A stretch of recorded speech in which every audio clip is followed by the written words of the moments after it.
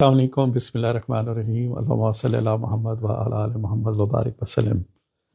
اچھا، اللہ تعالیٰ کا نام ہے یا فتاحو، اس کا مطلب ہے فتح سے۔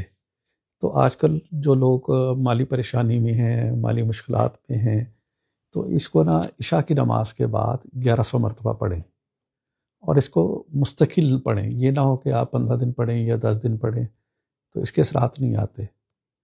اس کے اثرات آہستہ آہستہ کھلتے ہیں، اور یہ تسبیح بھی ہے، وظیفہ بھی ہے، یہ سب کچھ ہے۔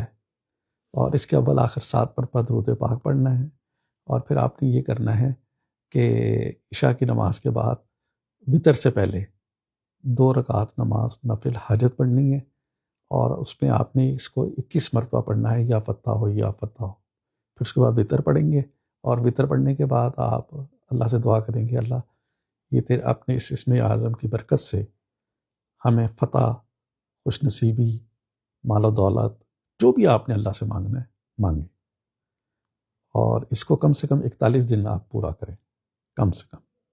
پھر اس کے بعد مجھے شکایت کریں کہ یہ جی ہمارا کام نہیں ہوا۔ السلام علیکم، اللہ حافظ۔